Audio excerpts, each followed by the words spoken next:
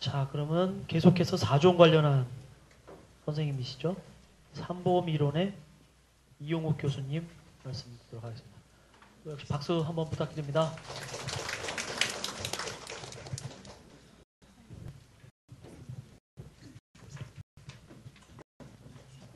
안녕하십니까. 삼보험 이론과 실무 강의를 맡고 있는 이용욱입니다. 만나 뵙게 되어 반갑습니다. 프린트물이 하나씩 다 있죠. 제가 오늘 자격 설명회에서 어떤 강의적 강의의 내용을 갖다 설명드리는 것보다는 오늘 여러분들께 삼보험의 비전이 어떤지 그리고 앞으로의 전망이 어떨지 이거를 한번 좀 설명을 간단하게 드리고 그렇다면 앞으로 공부를 어떻게 해야 될지에 대해서만 언급을 하도록 하겠습니다. 재산보험이라는 것은 여러분도 대부분 알고 계시다시피 상해보험하고 질병보험하고 간병보험을 합쳐서 2005년도에 재산보험이라는 보험 영역이 만들어졌거든요. 2005년도에 처음 사중손해사정사가 생기다 보니까 이전에는 사중손해사정사가 없었거든요. 그 전에는 일종에서 이제 그 사중 영역을 같이 포함하고 있었는데 지금은 이제 생명보험 업계까지 사중 영역이 포함되다 보니까 인원이 많이 부족하겠죠. 여러분들한테 유인물 2페이지를 한번 보시면은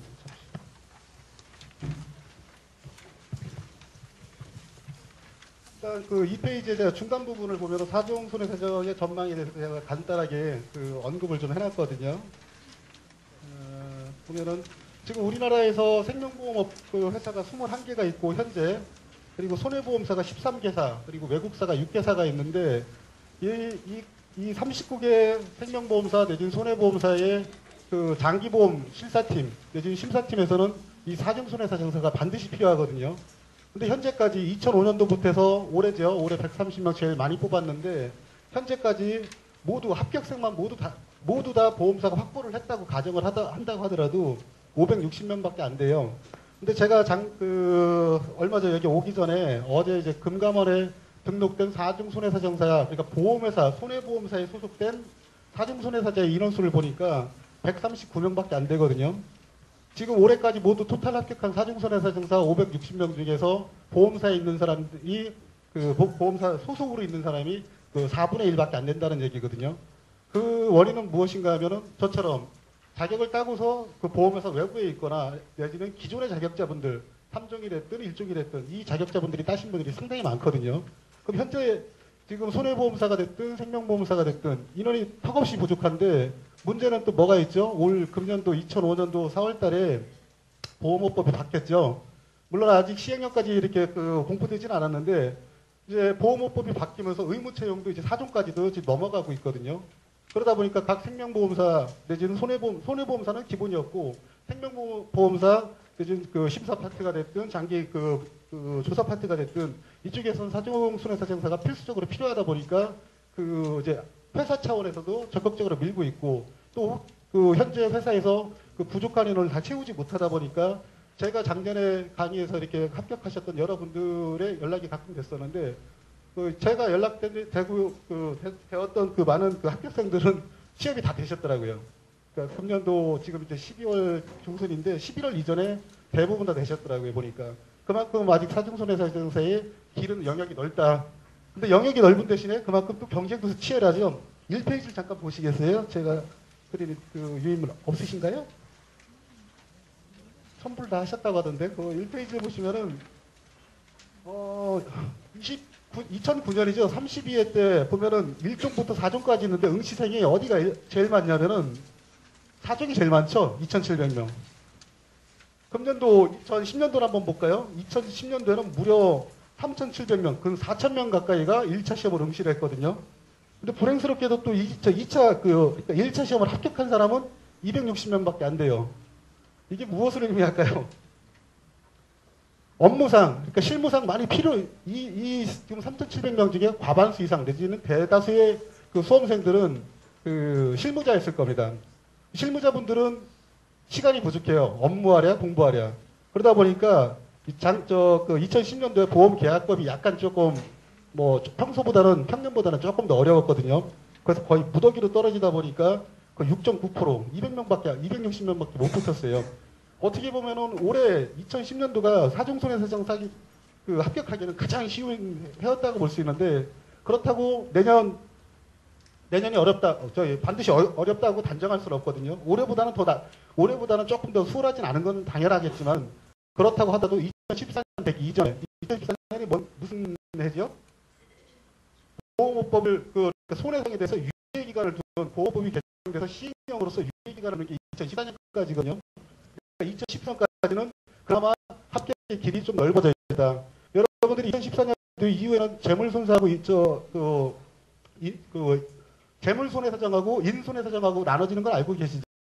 그래서 인손해사정을 시험을 보려면 과목도 엄청 많이 늘어나게 되고, 또 재물손해사정을 하더라도 해상부터 항공까지 파괴까지 다 해야 되는 이런 불상사가 벌어지다 보니까 자격을 취득하시려면 그 이전에 반드시 취득을 하셔야 되거든요.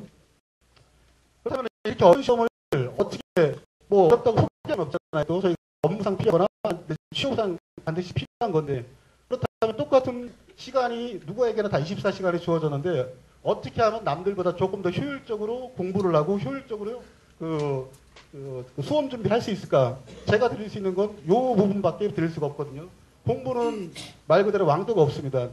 똑같은 시간과 똑같은 교재를 공부하기 때문에 어떤 사람은 더 잘하기도 하고 어떤 사람은 더 못하기도 하는데, 그거는 어떤 방법을 취하냐에 따라서 달라지거든요. 다시 한번 이 페이지 쪽을 한번 보면은 2005년도부터 2010년도까지 출제된 내용을 갖다가 간략하게 이렇게 한번 묶어봤어요. 재산보험은 상해보험, 질병보험, 간병보험으로 나눠지는데 그 퍼센테이지, 출제 경향이 어땠는지 전반적으로 보면은 2005년도부터 2010년도까지 보면은 상해가 거의 50%, 그리고 질병이 40%, 간병이 10% 정도로 보시면 됩니다. 그러니까 시험이 이제까지 상해보험, 질병보험, 간병보험이 재산보험인데 여기서 출제가 50%, 40%, 10%의 발의로 왔다면 여러분들도 공부를 이와 같은 방식으로 해야 되겠죠. 똑같은 시간을 간병보험에다가 수험 시간에 반을 갖다 투자한다든가, 이건 좀 비효율적이죠. 범위도 적을 뿐더러 이 출제되는 경향에 따라서 거기에 맞게끔 여러분들도 맞춰서 공부를 해야 되고, 그 밑에 한번 다시 보면은 이제 기출문제를 갖다 좀 더 상세하게 나눠보면은 아직까지 4종 손해사정 시험이 시행된 지가 이제 만 5년밖에 안 되다 보니까 거의 90% 내지는 적어도 표현 방식에 따라서는 70% 이상은 반드시 약관을 그대로 인용하고 있습니다. 약관에 규정하고 있는 내용, 약관의 용어의 정의, 약관의 개념, 약관에서 표시하고 있는 여러 가지 범위, 그거를 갖다 그대로 답안지다 쓰는 인격이거든요. 3종 시험이나 1종 시험은 그렇게 나오지는 않습니다. 좀 더 어떤 판례를 갖다 인용을 한다든가 이론을 갖다 근거를 갖다 제시하라고 이런 요구가 있는데, 현재 4종은 아직까지 출제 영역이 그렇게 넓지가 못하거든요. 그러니까 여러분들은 4종 시험에서는 거의 약관만 달달 외운다고 하더라도 7, 80점은 맞을 수가 있어요. 주관식도. 객관식 1차 시험 같은 경우는 거의 90점을 넘기죠. 약관 내용을 거의 달달 외우고 있다면은. 그렇기 때문에 약관은 필수적으로 항상 갖고 다니면서 보셔야 되고, 최근에 이제 또 이렇게 많이 늘어난 게 뭐냐면 보험금 계산 문제가 많이 늘어나고 있죠. 항상 나오고 있어요. 보험금 계산 문제는. 근데 계산 문제 딱 유형 보면 몇 가지 안 돼요. 상속 아주 간단히 원칙만 하면 상속 누구나 다 이거 계산할 수가 있거든요.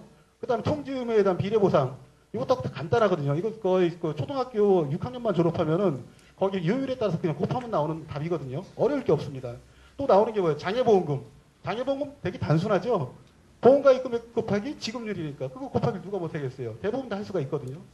그리고 이제 저 올해 나왔던 이제 암보험금 더하면 돼요. 어떻게 보면 아주 단순한 시험을 가지고 되게 어렵게 공부하시는 분들이 있어요. 역시 또 마찬가지 약관 내용을 갖다 그대로 인용하는 부분에서 보면은 장애는 꾸준히 나왔어요. 지금까지 2005년도부터 지금까지. 왜 나왔겠습니까? 2005년도에 장애분류표가 손해보험하고 생명보험이 통합이 됐거든요. 지금 여기 계신 분들 일부는 손해보험 업계에서 근무하시는 분이 계실 거고, 일부는 생명보험 업계에 근무하시는 분 계실 텐데, 2005년도 이전까지는 생명보험 장애는 등급 장애로 1급부터 6급까지 나눠져 있었고, 손해보험은 지급률 장애로 이렇게 지금과 유사한 신체 부위로 갖다 이렇게 지급률로 나눠져 있었거든요. 이러다 보니까 만약에 출제위원 입장에서는 이걸 생명보험 업계 쪽으로 내야 돼, 손해보험 업계 쪽으로 내야 돼. 할 수가 없거든요. 어느 한쪽으로만 편파하게 시험 문제가 출제되면 한의가 들어오기 때문에. 근데 2005년도에 후이장애 분류표가 통합이 됐죠. 문제내기 딱 좋지 않습니까? 통합되어 있으니까. 그래서 계속 나왔어요. 앞으로도 당분간은 더 나올 거예요. 그런데 문제가 또 있죠. 이제 올해 또 복병이 많이 돌출이 됐어요. 작년 2009년 10월 달에 그 실손의료비보험이 통합약관이 만들어진 건 알고 계시죠? 아주 문제력이 딱 좋습니다. 그리고 금년도 2010년도 4월 달에 역시 생명보험용 표준약관과 손해보험용 그 표준약관이 제정되어서 내용이 거의 유사해요. 달라질 게 없거든요. 이제 쉽게 말하면 표준보험 약관이 새롭게 만들어진 거예요. 이 약관은 내년 2011년도 반드시 나옵니다. 제가 여러분들께 장담하지만 올해도 제가 저희 그 시험 문제 9문제 나왔는데 제가 반드시 나온다고 했던 거 다 나왔거든요. 물론 딱 하나는 질병 쪽, 그 류마티스 쪽에 대해서는 저는 이제 그쪽은 언급을 안 했는데 나머지 부분은 다 모의고사에서 항상 중요하다고 여겼던 거. 제가 여기 앉아 계신 분들한테 다시 한번 말씀드리지만 내년 2011년도 그 의료비별, 실손 의료비 문제 반드시 나옵니다. 100% 나옵니다. 그리고 표준약관에서 100% 나오고요. 그 표준약관 한 40조 되는데 불필요한 거 뭐 준거법이라든가 뭐 이런 거 몇 가지 빼고 나면 외울 거 한 10조문도 안 되거든요. 그것만 달달 외우고 있어도 충분하게 한 문제는 건지시는 거고 역시 의료비 문제에서도 마찬가지예요. 지금 의료비가 작년 2009년도 그 9월 달에 국내 실손 의료비가 의료비보험이 만들어지고 금년도 4월 달에 해외여행 실손 의료비보험이 만들어졌는데 내용이 거의 유사해요. 약간의 차이가 있지만. 근데 그 내용, 해외여행 실손 의료비보험만 개념만 건강보험이 적용됐을 때 몇 프로가 지급이 되는지 그리고 비급 항목이 뭐가 있는지 공제 금액은 얼마큼 있고 어떤 것이 공제가 되는지 이 정도만 알고 계시면은 한 문제 반드시 건집니다. 그럼 여기서 벌써 두 문제는 분명히 건질 수가 있거든요. 다시 또 계산 문제 쪽은 아까 간단하게 말씀을 드렸으니까 그리고 의학 부분에서 보면은 좀 글쎄 출제위원분들이 좀 글쎄 게으르다는 표현은 좀 그렇고 좀 그 시험을 갖다 이렇게 좀 수월하게 내시기 위해서 그러신지 아니면 조금 더 어떤 그 자격의 어떤 일관성을 갖기 위해서 그런지 모르겠는데 의학 문제가 해마다 질병 이야기 하나가 반드시 나오고 상해 의학이 반드시 나와요. 근데 질병 의학은 범위가 엄청 광범위하다 보니까 그거를 다 알기는 사실 현실적으로는 어려울 수가 있습니다. 근데 그 의학적인 부분은 뭐 제가 강의할 부분이 아니니까 제가 단정할 수는 없고 근데 제가 여러분들한테 또 소술 하나 드린다면은 사중 손해사정사 시험에서 상해의학 이 부분은 거의 70~80%가 그 3종 그 상해의학에서 인용되고 있습니다. 제가 그 밑에 각지로 갖다 이렇게 달아놨듯이 5번의 그 시험 중에서 구획증후군이 됐든 발의 뼈 구성이 됐든 분류압이 원인이 됐든 골절의 치유 3단계 이거 모두 다 3종 손해사정 시험에서 나왔던 문제입니다. 그렇다면 여러분들이 공부하기가 훨씬 더 수월해지겠죠. 그 사종 의학, 그 상해 의학을 공부할 때는 어떤 쪽을 갖다 포인트를 둬서 공부를 하면은 좀 더 효과적이겠다라는 이런 부분은 여러분들이 개별적으로 다 찾고 또 거기에 대한 어떤 모범 답안을 준비하시기는 어려우실 수도 있습니다. 그 부분을 제가 조금 도와드리려고 이 자리에 쓴 거거든요. 그래서 오늘 뭐 이 자리에서 지금 밤도 이제 깊어갖고 시간도 많이 늦어졌는데 제가 드릴 수 있는 말씀은 다시 한번 요점을 정리를 하면은 다종 손해사정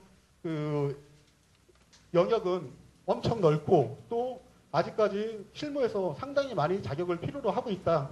그래서 따면은 여러분들한테 반드시 경제적이 됐든 아니면 사회적이 됐든 도움이 될 거고 그 따는 방법은 효율적인 방법으로 하시면은 남들보다 똑같이 주어진 24시간 내지는 똑같이 주어지는 할당량에서도 좀 더 효율적으로 공부할 수 있는 방안이 있지 않을까. 그리고 그 방안은 여러분들 개개인의 특성에 맞게끔 조금 찾아보기도 하고 조금 노력도 하시면은 충분히 좋은 결과가 있을 거라고 믿습니다. 일단 뭐 너무 시간이 늦은 관계로 제가 이렇게 또 말이 많아지면 좀 그럴 것 같으니까 질문사항 있으면 간단하게 하나 받고 종결하도록 하겠습니다. 질문 있으십니까? 네, 그러면 오늘 밤 깊었는데 저녁 맛있게 드시고요. 좋은 결과를 있기를 바라겠습니다. 수고하셨습니다.